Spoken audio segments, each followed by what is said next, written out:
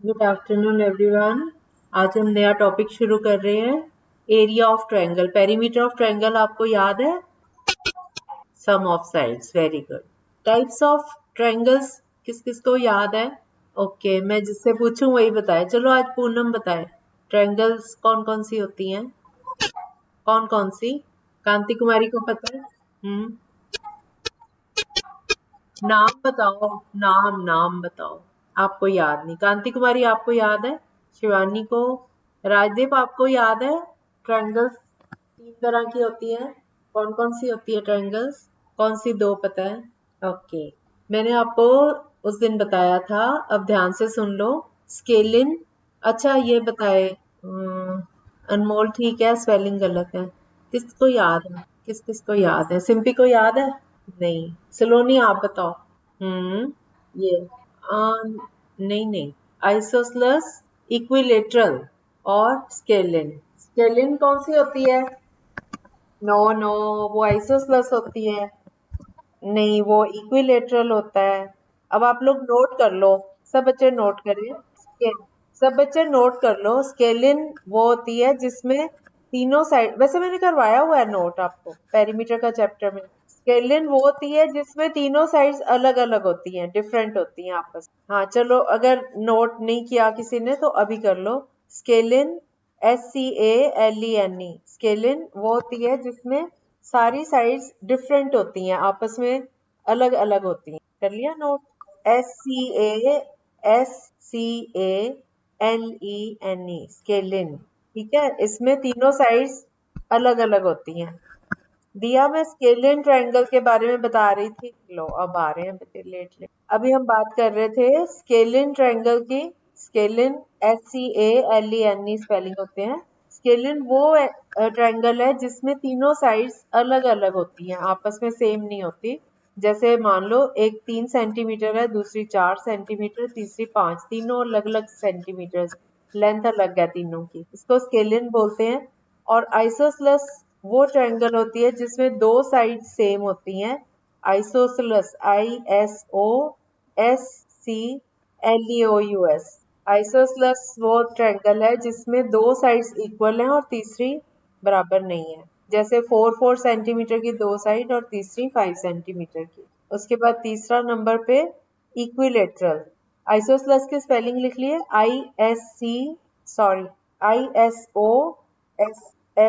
ISOSLES, isosceles. और तीसरे number पे है इक्विलेटरल, EQUILATERAL।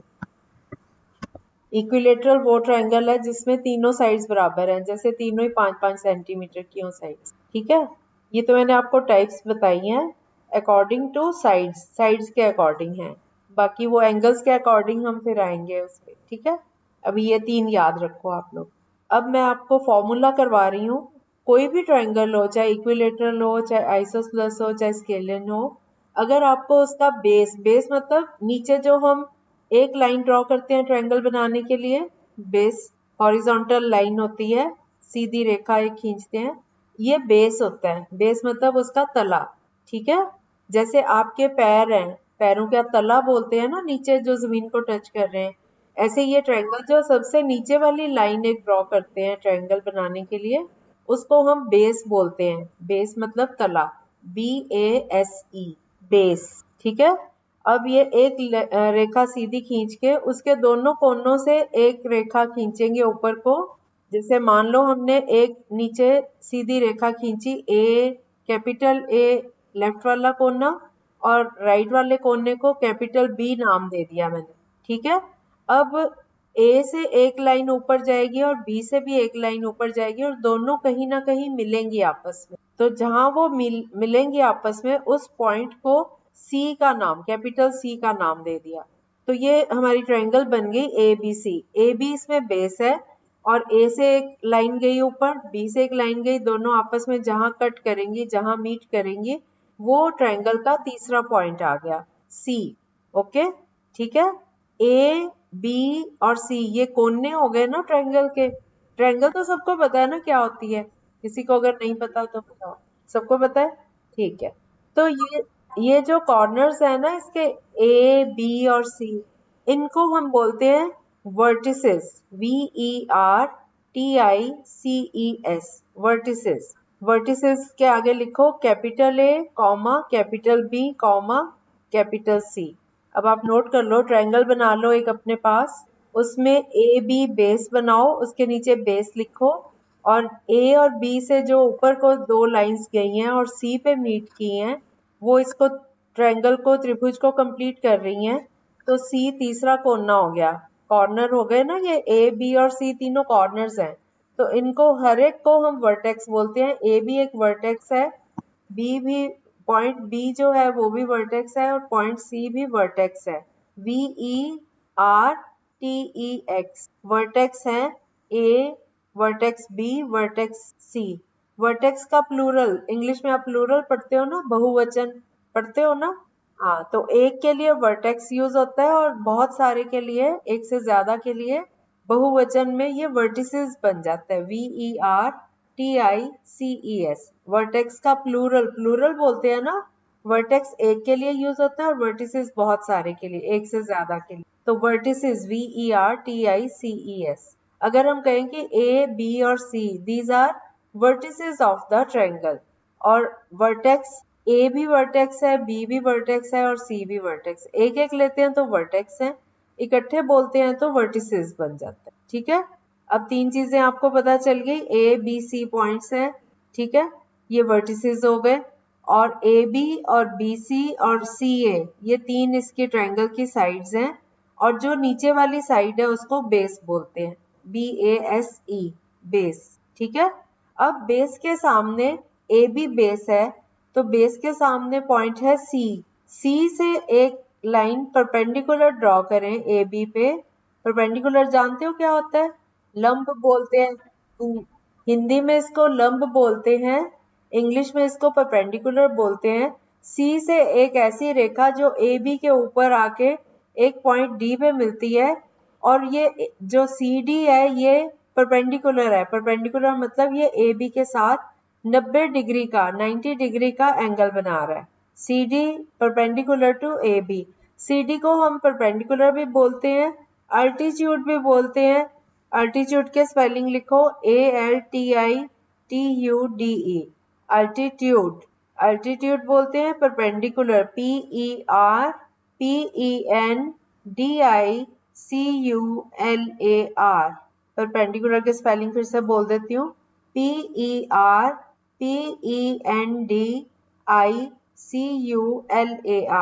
परपेंडिकुलर। परपेंडिकुलर का मतलब ये बेस के साथ 90 डिग्रीज का एंगल बना रहा है। जैसे आप सीधे खड़े होते हो, आप जब सीधे खड़े होते हो, इधर उधर झुके हुए नहीं होते, बिल्कुल स्ट्रेट खड़े होते हो, तो आप अर्थ के साथ, जमीन के साथ, जमीन आपका बेस है, आप बेस पे खड़े हुए हो, तो आप एक 90 डिग्रीज का एंगल बना रहे हो। अगर आप सीधे नहीं खड़े होगे तो आप गिर जाओगे। अगर आप 45 डिग्रीज, ये डिग्रीज तो पता है ना सबको, अगर आप आगे को झुकते जाओगे तो आप नीचे गिर जाओगे। आपको सीधे खड़ा होना पड़ेगा अगर आपने गिरना नहीं है ना। आप लोग सीधे खड़े होते हो ना, जब खड़े होते हो तो आप एक 90 डिग्रीज का एंगल बनाते हो जमीन के साथ जब आप स्ट्रेट खड़े हो। स्ट्रेट मतलब सीधे खड़े हो। अगर आप टेढ़े खड़े होगे तो आपका बैलेंस बिगड़ जाएगा और आप नीचे गिर जाओगे। ओके, आप ग्लास को टेबल के ऊपर रखते हो, अगर आप ग्लास को टेढ़ा करोगे तो वो तो गिर जाएगा, जो उसमें आपने पानी दूध जो भी रखा है ग्लास में वो इधर उधर फैल जाएगा, गिर जाएगा ग्लास। ग्लास को आप सीधा रखते हो ना 90 डिग्रीज के एंगल पे, तो जो सीधी रेखा है ऊपर से नीचे आ रही है वो 90 डिग्रीज का एंगल बना रही है। ठीक है, हम जब ज्योमेट्री पे आएंगे तो मैं आपको समझाऊंगी कि एंगल्स क्या होते हैं। हाँ, नहीं, बहुत प्रकार के होते हैं, उनकी डिग्रीज तो अलग अलग होती हैं, वो मैं अभी बाद में लूंगी टॉपिक। अभी सिर्फ 90 डिग्री समझ लो आप। जब आप लेटे हुए हो, है ना, जब आप सीधे लेटे हुए हो तो आप 180 डिग्रीज का एंगल बना रहे हो जमीन के साथ, बिल्कुल सीधे लेटे हुए हो। अगर कोई बाजू और घुटने मोड़े नहीं हुए आपने, बिल्कुल सीधे लेटे हुए हो, तो आप एक 180 डिग्रीज का, 180 डिग्री जो सर्कल होता है उसमें पूरा 360 डिग्रीज का एंगल होता है, जो सीधा आधा हो गया, सर्कल का आधा कर देते हैं बीच में। डायामीटर जो है, डायामीटर सीधी एक रेखा होती है सर्कल में, सर्कल तो जानते हो ना सभी। तो सर्कल में जो सेंटर में से लाइन निकल रही है उसको डायामीटर बोलते हैं। तो ये सीधी रेखा पे 180 डिग्रीज का एंगल बन रहा है। और इसी के सेंटर में अगर हम ऊपर, हाँ, जब आप जमीन पे लेटे हुए हो सीधे, हॉरिजॉन्टल, हॉरिजॉन्टल। वर्टिकल होता है ऊपर से नीचे, हॉरिजॉन्टल होता है नीचे नीचे। ठीक है, मैं तभी तो कह रही हूँ कि अगर आप जमीन पे सीधे लेटे हुए हो, टांगे और बाजू मोड़नी नहीं है आपने, सीधे बिल्कुल सीधे लेटे हुए हो, हाथ भी नीचे जमीन पे, पैर भी आपके जमीन पे, और घुटने और एल्बोज भी जमीन पे, सिर भी नीचे, सारा कुछ सिर, सब कुछ अगर आप नीचे लगा के सीधे लेटे हुए हो, तो आप जमीन के साथ 180 डिग्रीज का एंगल बना रहे हो। ठीक है, और अगर आप सीधे खड़े हुए हो तो वो 180 का हाफ कितना हो जाता है, 90। जब आप सीधे खड़े हो तो आपका राइट साइड पे भी आप 90 का बना रहे हो, और आपकी लेफ्ट साइड पे भी आगे भी 90 बन रहा है, पैरों के साथ भी और पीछे भी। ठीक है, सब तरफ कहीं से भी देखेंगे तो 90 डिग्रीज का ही एंगल होगा वो। तो अब हम वापस आते हैं अपने ट्रायंगल पे। ये तो मैंने प्रैक्टिकल एग्जांपल आपको अल्टीट्यूड या परपेंडिकुलर समझाने के लिए प्रैक्टिकल एग्जांपल दिया आपको। अब हम वापस आते हैं अपने ट्रायंगल में। मैंने आपको ट्रायंगल में बताया था ए बी बेस लिया था हमने, और ए बी सी ट्रायंगल का नाम है, ट्रायंगल ए बी सी है ये, क्योंकि इसके तीनों जो कॉर्नर्स हैं, तीनों वर्टिसेस हमने कैपिटल ए, कैपिटल बी और कैपिटल सी ले लिए। अब इसमें क्योंकि नीचे हमने सबसे नीचे ए बी एक लाइन ड्रॉ की थी, तो ए बी इस ट्रायंगल का बेस है। और सी से अगर हम नीचे 90 डिग्रीज की एक लाइन खींचे, सीधी एक रेखा जो ए बी पे 90 डिग्रीज का एंगल बना रही है, और उस पॉइंट को जहां पे वो ए बी को कट कर रही है, मीट कर रही है, उसको मिल रही है, उस पॉइंट को नेम दिया हमने कैपिटल डी। ठीक है, तो सी डी जो है, ये वाली एक चौथी रेखा बन गई, ये एक परपेंडिकुलर है टू बेस ए बी। अब इस ट्रायंगल में ए बी बेस है और सी डी जो है वो परपेंडिकुलर है। ठीक है, इतना समझ आ गया सबको? ओके, अब हम आते हैं अपने फॉर्मूले पे। अगर हमें इस ट्रायंगल में दो चीजें मालूम है, बेस पता है और परपेंडिकुलर पता है कि कितना है अल्टीट्यूड इसका, तो हम इस ट्रायंगल का एरिया निकाल सकते हैं। अब आप लिखोगे फॉर्मूला, फॉर्मूला नोट करो। फॉर्मूला, ये जो कुछ मैं आपको बोलती हूँ लिखो, तो आप जरूर नोट करते जाओ, क्योंकि मैं हमेशा अवेलेबल नहीं रहूंगी। जब भी आपको जरूरत पड़ेगी आपके पास नोट्स बने होंगे, तो आप उनसे देख सकते हो कि क्या लिखा हुआ है, आपने नोट किया। जब आप पढ़ चुके हो, ये मेरे से सीख चुके हो, तो आपको समझ तो आ रहा है सारा कुछ, लेकिन अगर आप यूज नहीं करोगे इन टर्म्स को, तो कुछ टाइम के बाद आप भूल भी सकते हो। प्रैक्टिस करते रहोगे तो कुछ नहीं भूलेगा, लेकिन अगर रिवाइज नहीं करोगे और सब्जेक्ट्स करने लग जाओगे, तो कुछ टाइम बाद अगर आप करोगे, इसको जरूरत पड़ेगी जब आपको, तो आपके पास नोट्स बने होंगे, आप इन नोट्स में चेक कर सकते हो जो कुछ मैंने पढ़ाया है, जो कुछ मैंने ये लिखवाया है। तभी मैं जो भी फॉर्मूले आते हैं, कोई इंपॉर्टेंट चीज होती है, मैं आपको बोलती हूँ नोट करते जाओ। एक सेपरेट अपनी कॉपी बना लो जिसमें आप यहाँ इस क्लास का मटेरियल नोट करते जाया करो, ताकि जब भी आपको जरूरत पड़े आप यही खोलो और इसमें आपको मटेरियल मिल जाए जो भी आप समझना चाहते हो। ठीक है, क्योंकि आप कहीं भी नोट करोगे तो आपको बाद में ये भी नहीं याद रहना कि हमने कहाँ नोट किया है। तो मैथ्स की एक अलग से नोटबुक बना लो जिसमें आप नोट कर लो। ठीक है, अब इसका फॉर्मूला नोट करो, ट्रायंगल का एरिया। आप लिखो area of triangle is equal to 1/2, और 1/2 लिख के जहाँ 1 अपॉन की लाइन बनाई है उसके सामने इनटू लिख दो। मतलब 2 को नहीं मल्टीप्लाई करना हमने, हाफ को, 1/2 को मल्टीप्लाई करना। 1/2 इंटू बेस इंटू हाइट या अल्टीट्यूड, हाइट कर लो, चलो हाइट से आपको याद रहेगा। हाइट मतलब परपेंडिकुलर या अल्टीट्यूड, या हिंदी में इसको लंब बोलते हैं। तो कोई भी टर्म लिखी हो, अल्टीट्यूड लिखा हो, हाइट लिखा हो या परपेंडिकुलर लिखा हो, तो आपको समझ जाना चाहिए ये सी डी है इस ट्रायंगल का।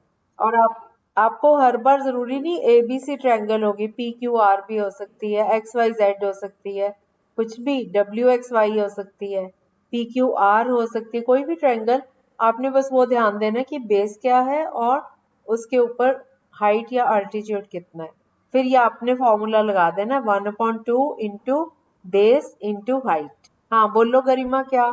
अच्छा अब आप सबने नोट कर लिया या किसी का रहता है। सबने फॉर्मूला लिख लिया। ओके। अब मैं आपको 1/2 इंटू बेस इंटू हाइट आप लिख सकते हो बेटा। मेरे को ऐसे बीच में बच्चे कंफ्यूज हो जाएंगे। अब एक फॉर्मूला दिमाग में बिठा लो ना। 1/2 इंटू बेस इंटू हाइट।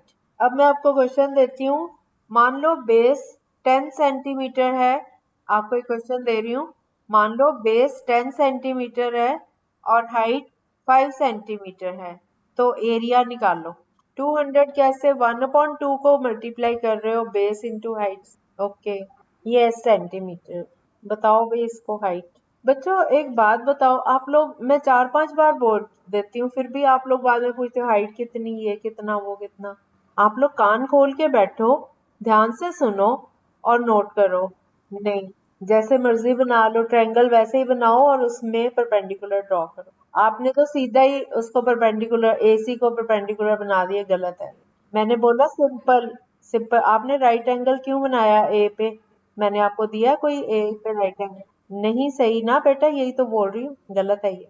आप सिंपल ट्रायंगल बनाओ और आपका डी कहाँ है ये बताओ मुझे। हाँ ये ऊपर वाला ठीक है। ऊपर वाला ट्रायंगल ठीक है ए से नीचे परपेंडिकुलर जहाँ पे ए लिखा हुआ है आपने बेस का बी ए के ऊपर वाला जो पॉइंट है आपने पॉइंट लिया हुआ है ना इसको ज्वाइन करो ए से। सलोनी आप देख सकते हो।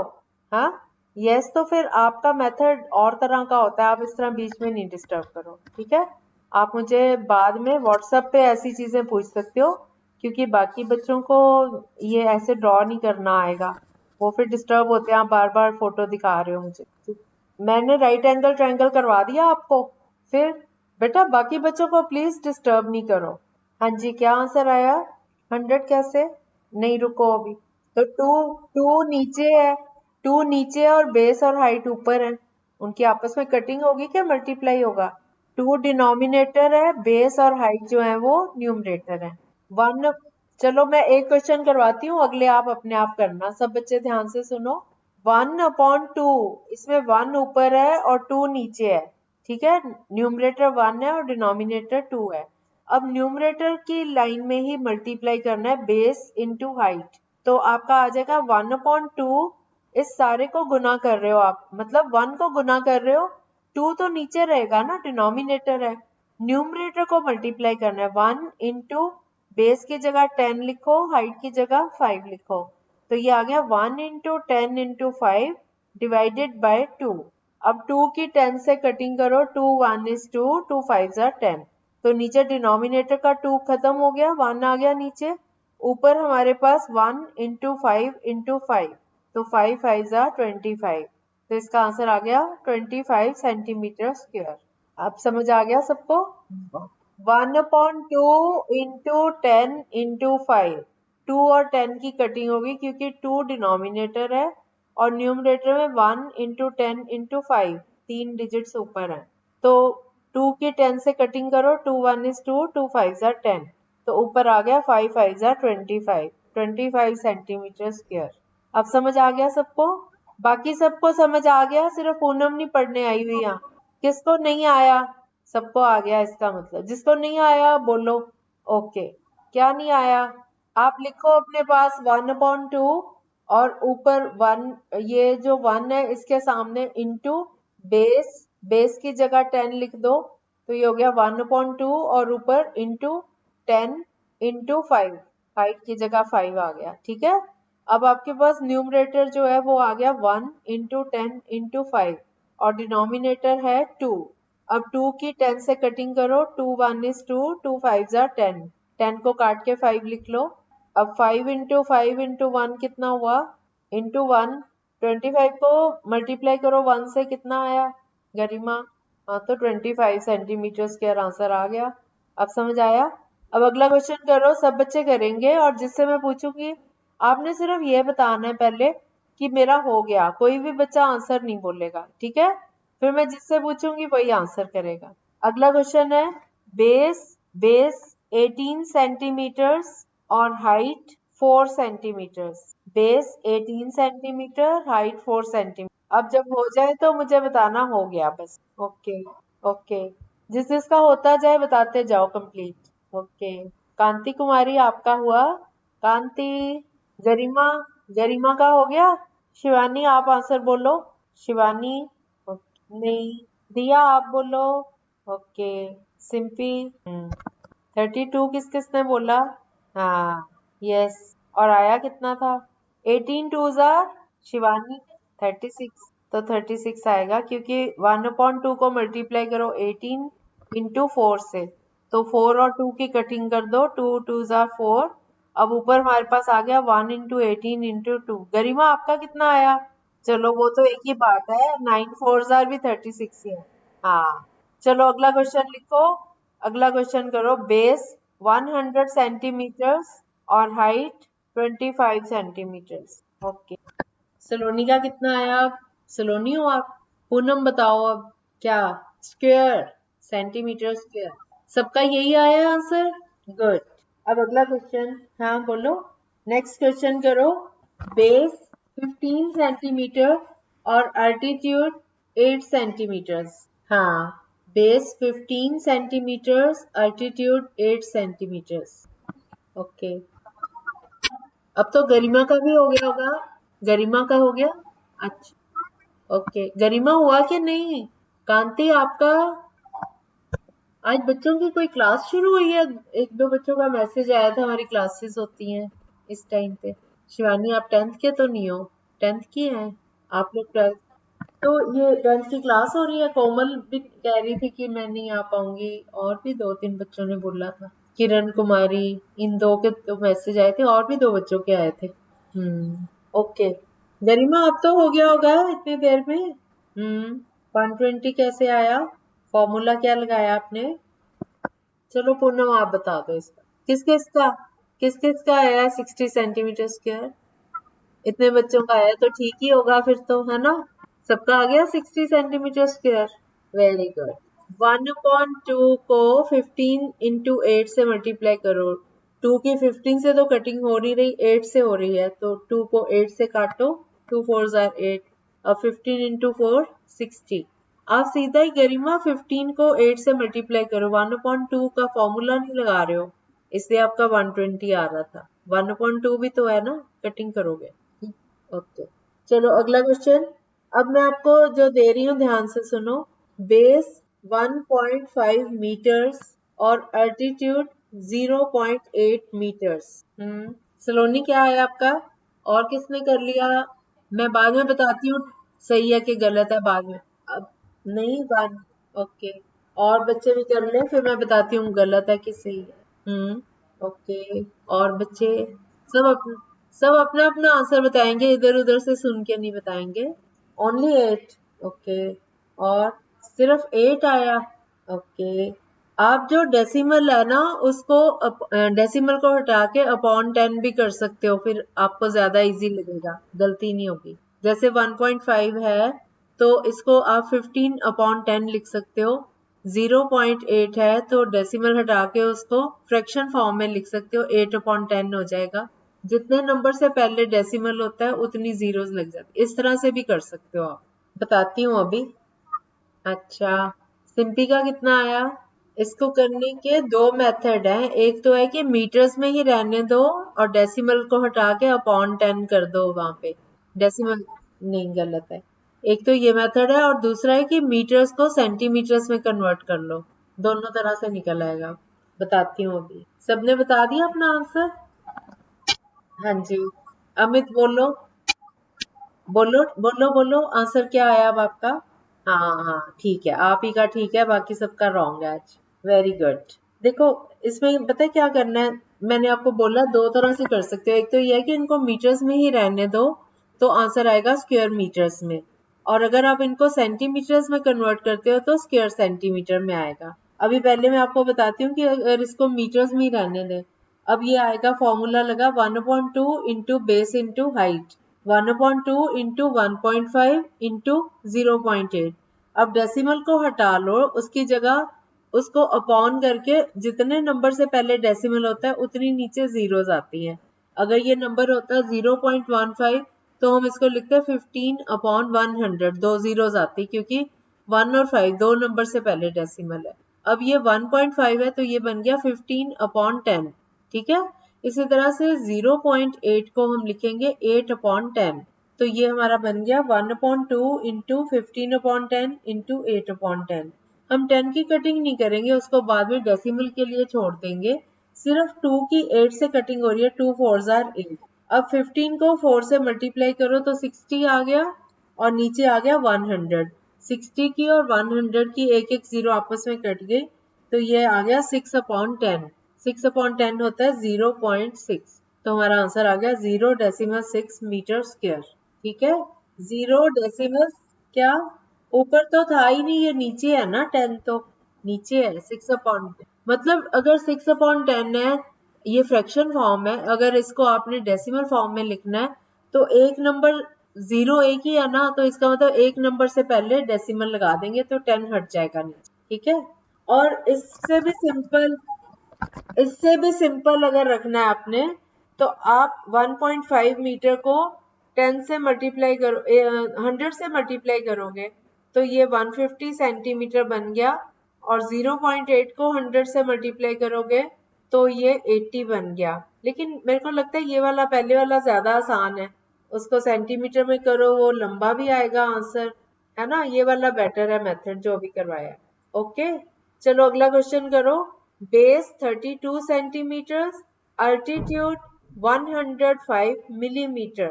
अब मिलीमीटर को सेंटीमीटर में कन्वर्ट करना आता है सबको।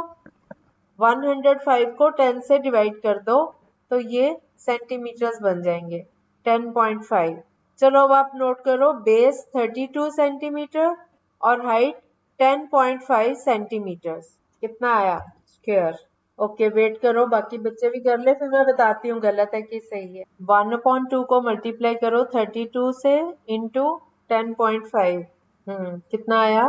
हाँ, 0.0 तो लेने की जरूरत नहीं होती। ओके, वेरी गुड, सबका ठीक आ गया। 168 सेंटीमीटर स्क्वायर, है ना। चलो अगला क्वेश्चन करो।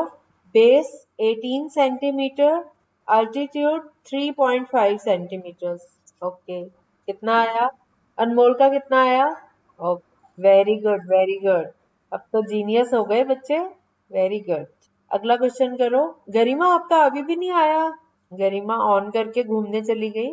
नेक्स्ट क्वेश्चन करो। Base is equal to 80 centimetre, 8 और 0 हो गया 80, है ना, 80। 80 सेंटीमीटर, अल्टीट्यूड 15 सेंटीमीटर। अब एरिया निकालना है ट्रायंगल का। शिवानी का कितना आया। कांति आप ट्राई कर रहे हो बेटा, कांति अनम्यूट करके बताओ आप ट्राई कर रहे हो। कितना आया, सब ने आंसर बताओ। स्क्वायर, हाँ, बाकी बच्चों का भी आ गया। Very good very good, next, शाबाश। अगला क्वेश्चन करो। बेस 30 सेंटीमीटर और altitude 12 centimetre, 12 centimetre, very good. कितना आया। क्या बेटा, शाबाश। अब आपको एरिया निकालना आ गया। कल हम इसके अगले क्वेश्चंस करेंगे जब आपको एरिया दिया हो और बेस दिया हो और फिर हाइट निकालनी हो, ठीक है।